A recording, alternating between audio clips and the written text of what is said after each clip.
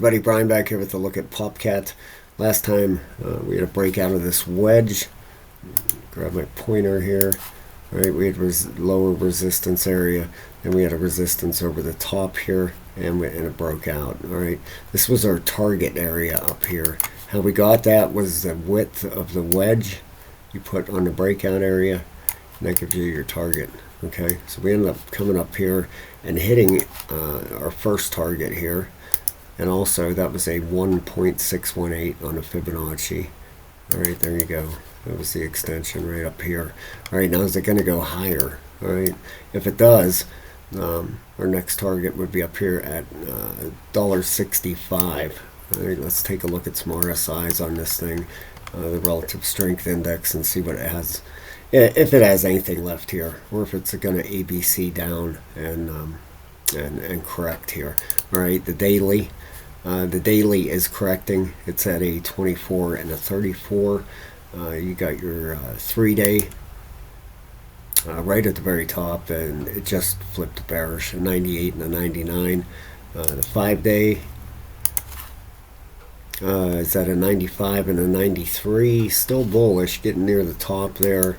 And you don't have a monthly. Your weekly is still heading to the upside. All right, you could.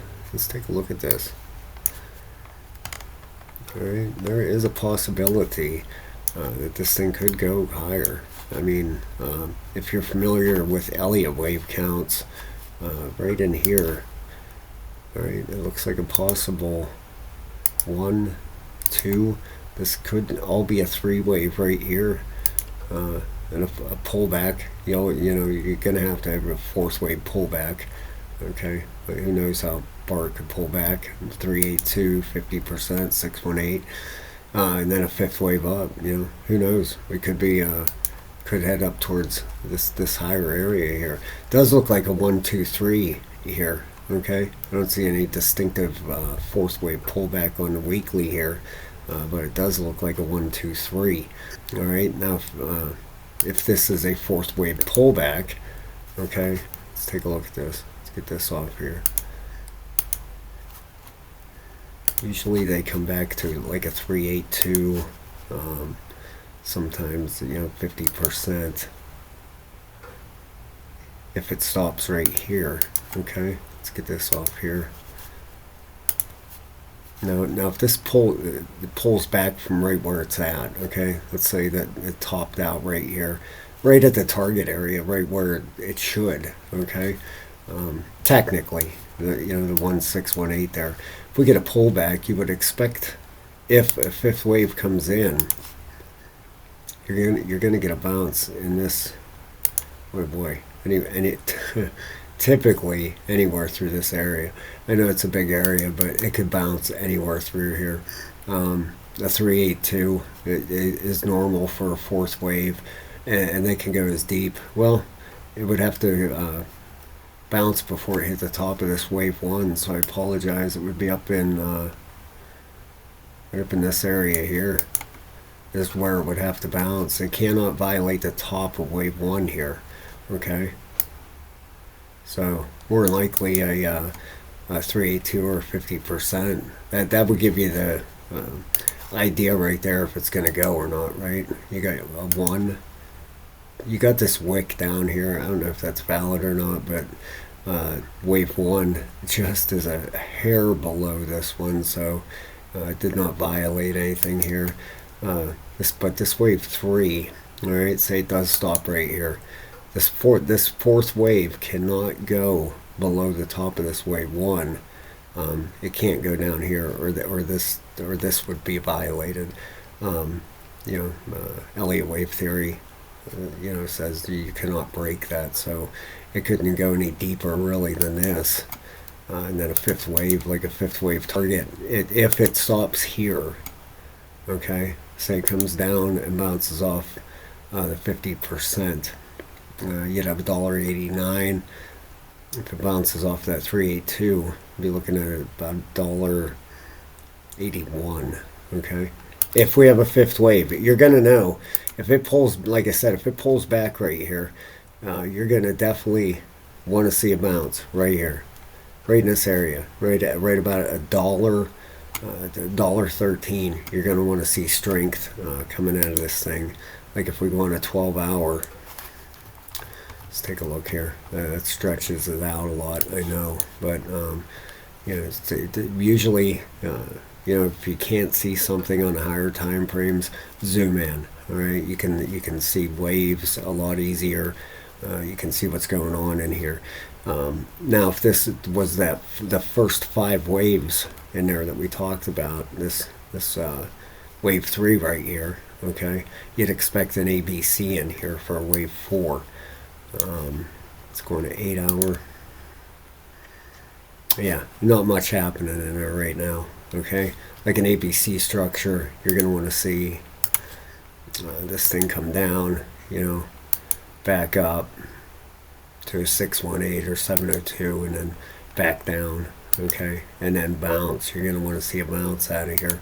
I would say if it loses this dollar area, coming back down, it's done. It's going to ABC and come down. But if it holds up here at the dollar and starts bouncing back up, you could get this 5th wave, right up out of here. Like I said, target area $1.82 roughly to $1.89.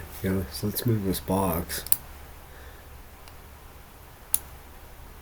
$1.82 to $1.89. Let's put it, right about there. Let's just leave it there. If we get this 5th wave, okay? There's something to really pay attention to in here. Let's get this up here a little bit. There we go, okay? Like I said, you're going to want to see that ABC structure.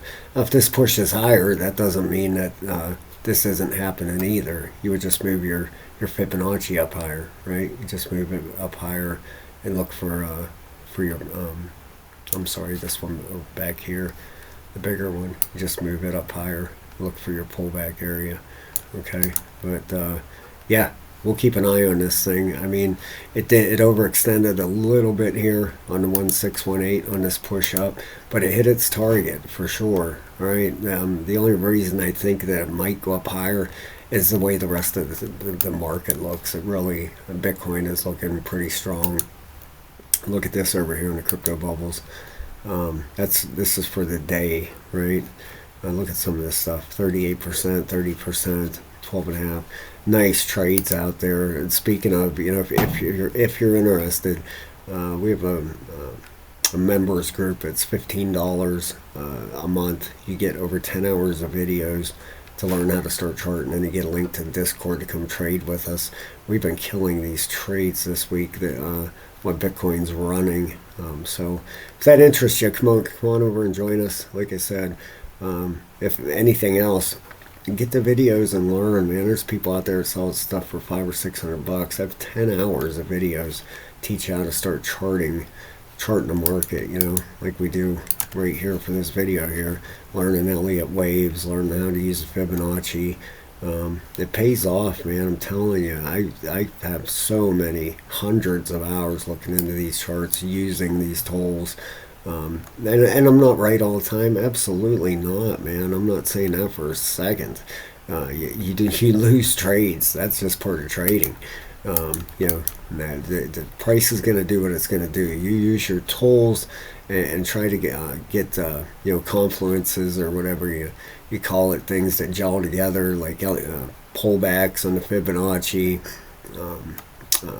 moving averages, meeting at the same spot, or really good support meeting at a pullback area, 618 or 702, like you have a weekly support there. You know what I'm saying? You can look for stuff that goes matches up and looks good, for the entry. You don't want to just blindly enter a trade like between here, this 3 and 4, unless it's an ABC, which I do like trading ABCs. I like trading the C waves. But you're going to get chopped up like it through here. If you don't get your entry down here somewhere, right on this 1, 2, you'll get chopped up through here. They'll take your money. Look at it, look at it. I mean, all the up and down stuff through here. You got to get good entries, like right when this pullback right here, put your Fibonacci on here. Right here was probably a 702. It did wick down through here, but you want good entries. Don't enter in the middle of a move. I know it's tempting. You see the thing going up in price, but don't do it. Just wait. That's if you're longing and shorting. This is where you get chopped up and people take your money.